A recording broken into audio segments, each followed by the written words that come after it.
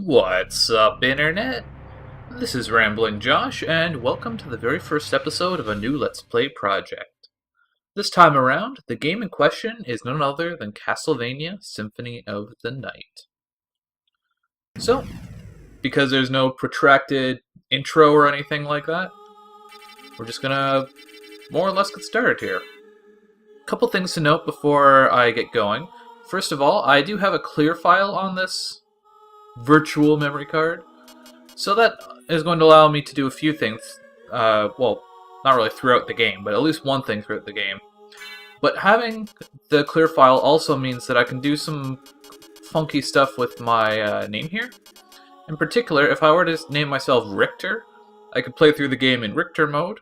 If I was playing a different version of the game, I could give myself the name Maria and play through as Maria. But I am not playing the Saturn or Japanese versions of the game. There's also a name you can give yourself that's like X-X apostrophe exclamation point blah blah blah or something like that that allows you to play in luck mode, which does some funky things to your stats, but I'm not going to be doing that either. I am just naming myself Alucard because that is who we are going to be playing. So let's get this party started. Now, while we're watching this little opening text scroll, I want to explain a little bit something about this intro. As this is going to be telling us, at least I think, this little intro sequence is actually a battle between Richter and Dracula, which is a little bit weird because if you know anything about Symphony of the Night, you know that the main character is actually Alucard. So I'm not entirely sure why they put this intro sequence here with Richter, but the interesting thing about it is that it actually has an effect on your gameplay as Alucard.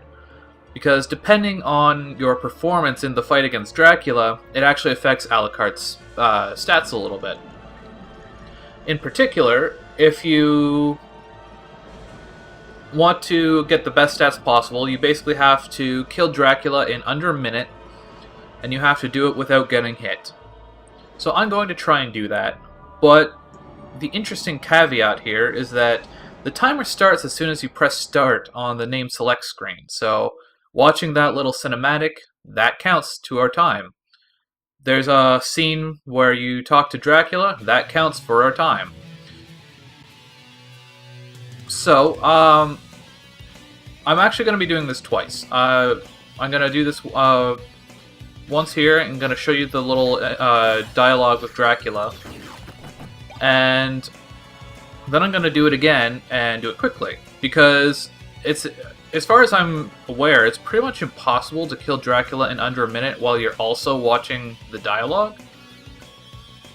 And I want those stats, but I also want to show the dialogue. So I'm going to get the best of both worlds a little bit.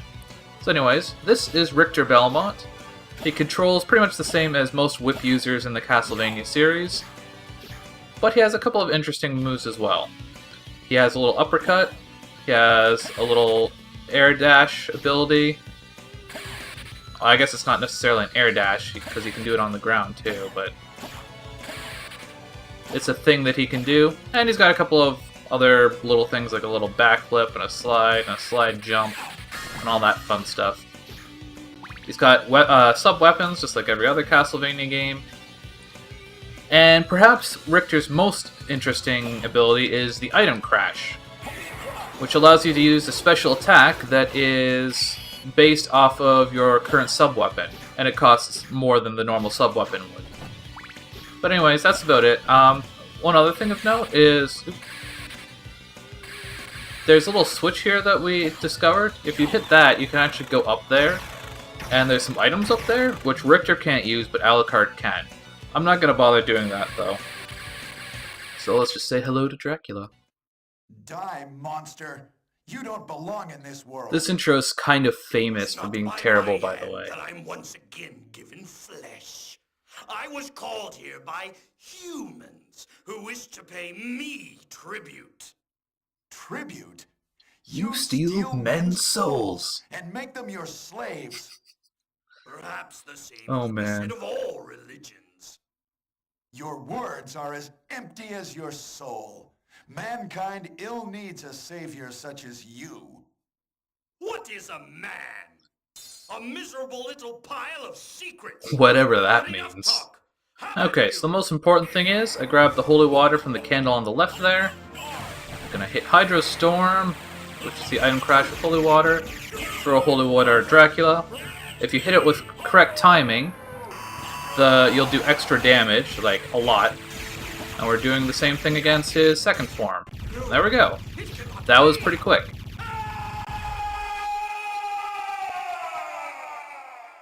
So, that was the Richter fight with Dracula. As you can see, pretty quickly. It's possible to do it as quickly as like 30 seconds or so. I don't know how fast I was, probably about 45-ish, I would say. And on that note, I would say that there's two things that really inspired me to play this game, as far as Let's Playing go. One is just that it's a really awesome game, and I've been playing it recently, so I felt like doing a Let's Play of it. Even the last time that I played through it, like a couple years ago, I was really tempted to do a Let's Play, but I never really found the motivation to plan out a good route for the game. But this time around it was a little bit different, because since the last time I played Symphony of the Night, I've gotten into speedrunning. Not speedrunning, but watching speedruns and such, and speedruns of Symphony of the Night kind of inspired me to actually go for it this time. It inspired me to kind of come up with a route that's kind of, not optimal, but at least pretty decent and stuff like that. So, there's going to be elements of that in this Let's Play. I'm not doing a speedrun, but I'm certainly not going to ignore the fact that all this speedrunning information is out there. And thankfully, because speedruns, one of the wonderful things about them is the fact that they kind of bring everything about a game to light. All the little glitches and tricks and secrets and all that stuff. So because of that, I'm going to be able to show you, I think, a pretty good amount of stuff here in Castlevania Symphony of the Night, which I'm not really sure why this screen just says Castlevania. Normally this is where you would have like the title sequence, but I guess that was the title sequence. It's just kind of looked kind of weird. Anyways, here we have our intro with Alucard.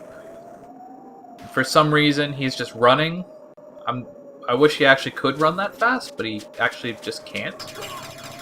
Anyways, the first thing of note is the fact that we have 80 HP, which is the most you can have, and the more hits you take as Richter during the Dracula fight, the more HP, or no, the less HP you're going to have. Secondly, you can see we've got pretty good stats. They're all in double digits. Most notably, we have 13 strength, and that can go as low as like 8 or 9 strength, depending on how badly you do as Richter, so that was pretty well. If we look at time attack, 39-second kill, that's not too bad.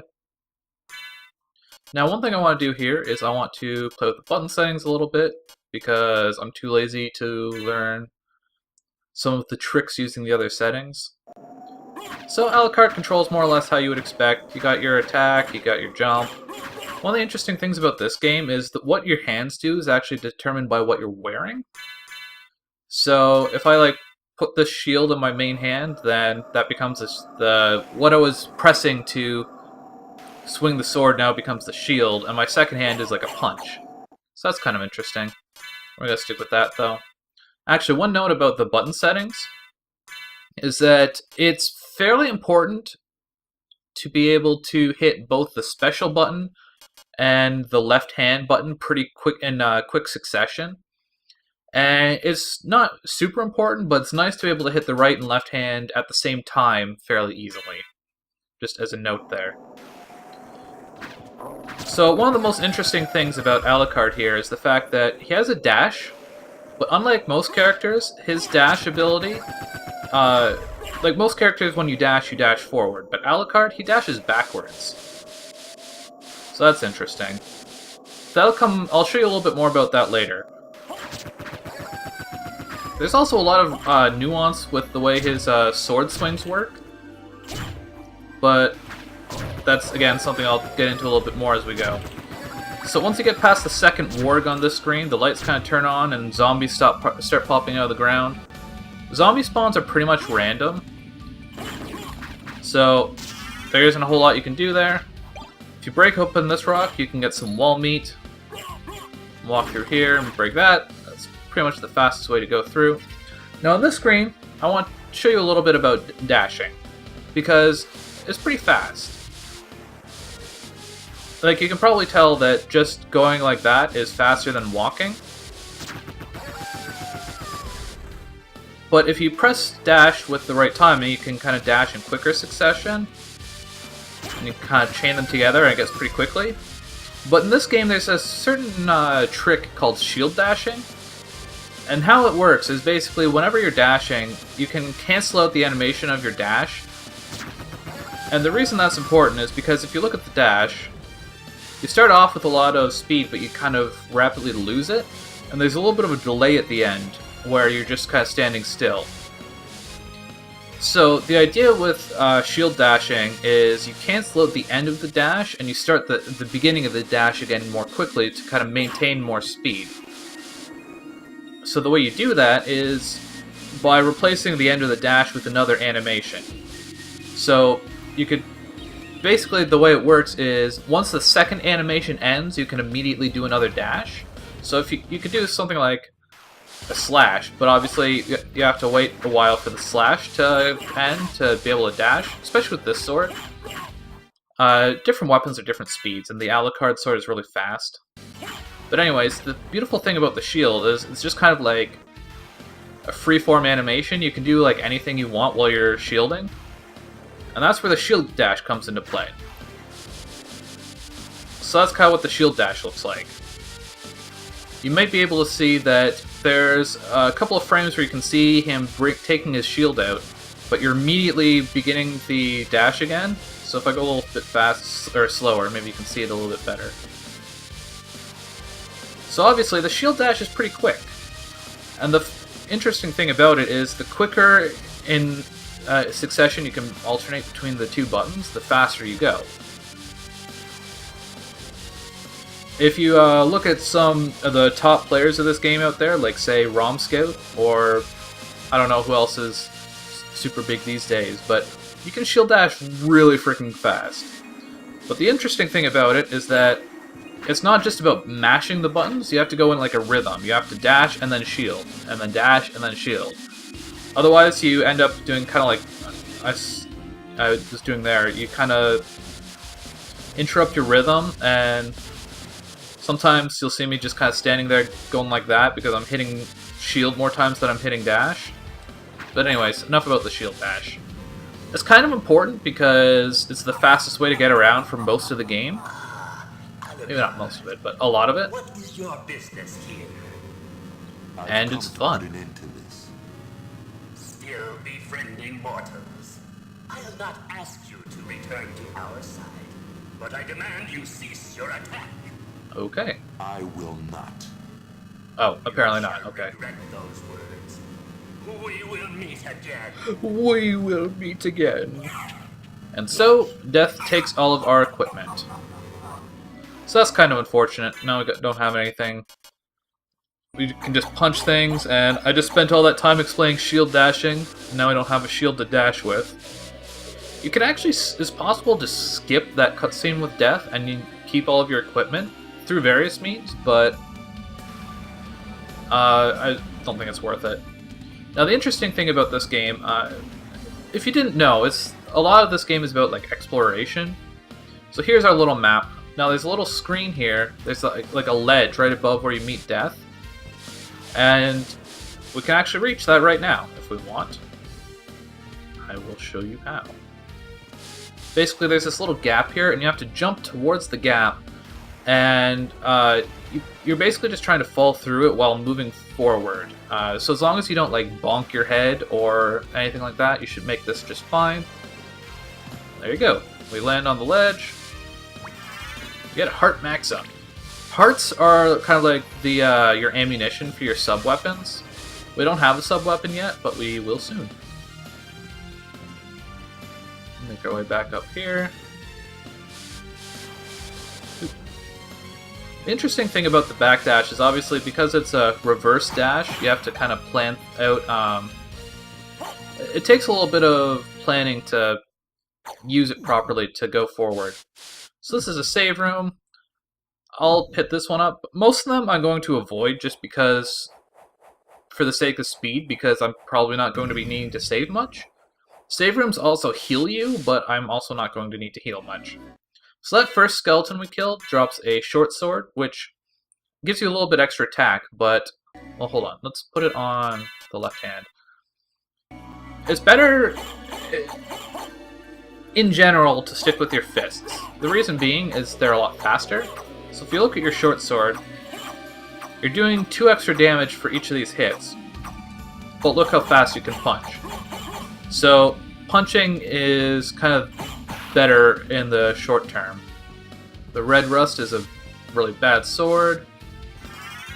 Here we got our first relic, the Cube of Zoe. And what that does is it allows us to hit candles to get things from said candles. Usually you get hearts, sometimes you get money, sometimes you get sub-items. So part of the reason that it's important to do well as Richter in the beginning of the game is just because in these early parts of the game, how much strength you have can actually make a big difference. So we've smashed this globe and got a hide cures from it. So anyways, just as to demonstrate what I mean, if you see the skeleton,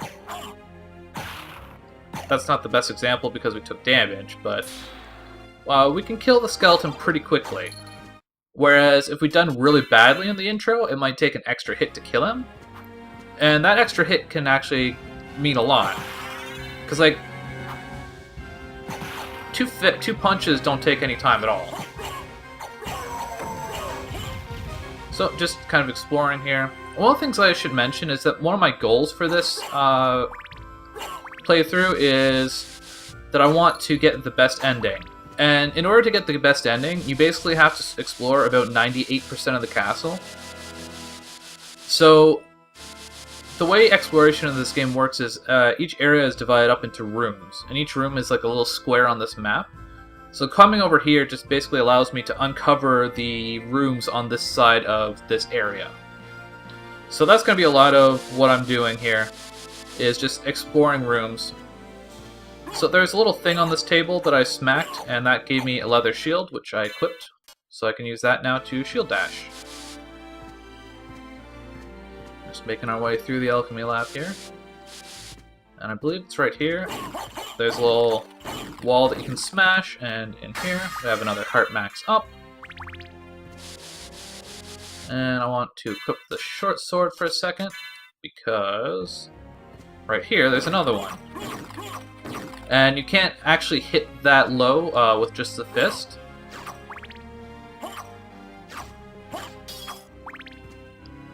And in here, we get a life max up. One thing quickly about the sword, because it might not be immediately apparent how to actually slash downwards. If you just hold down, you're going to slash just horizontally, but if you hold down and forward, that's how you slash down diagonally. But anyways, short sword has served its purpose. No, I don't want to equip the pot roast. In general, in this playthrough, I'm going to be trying to avoid items that I don't actually need, just because they clog up my inventory, and there's a lot of them. So anyways, there we got a dagger, so that is our first sub-weapon. And you can just hold up and attack to throw it. And there is an item that we're going to avoid. I believe that's a resist thunder potion. And that is, I'm never going to use that, so I don't care about it. So these things, they drop poison. And poison is bad, obviously. It doesn't actually damage you. Like, the little water things they drop will damage you, but the thing about poison is it has your defense and your strength, so it makes it kind of hard to kill things. Anyways, we move the little box on top of the spikes, put the spikes back up, and we can come up here. One thing also about this playthrough is, for the opening here, I'm gonna try not to kill, like, everything. Because there's a point later on where, if you're too high level, there's a trick I want to do that won't work. Anyways, so there we got a cloth cape. We actually have a dedicated inventory slot specifically for capes, which I think is pretty cool. If you weren't aware, Alucard is Dracula's son, so he needs a cape. If this axe guy is being problematic, you can actually just punch his axes out of existence, and they'll either throw the axe up or they'll throw it down. So usually the best way to kill them is to crouch in front of them and just punch. That way, even if they throw an axe, you'll just, like I said, punch it out of existence. Oops. You can actually get around that guy without. You can just kind of, if your movement is smooth enough. Let me see if I can actually demonstrate it. Can I get back up here? No. Oh well. If your movement is smooth enough, you can get around that first poison guy without any problem at all. But anyways, I was hoping to get a little bit further on this first episode, but there's a lot of little tricks and tips to explain, so I'm going to leave it here for today on Let's Play Symphony of the Night. Catch you later.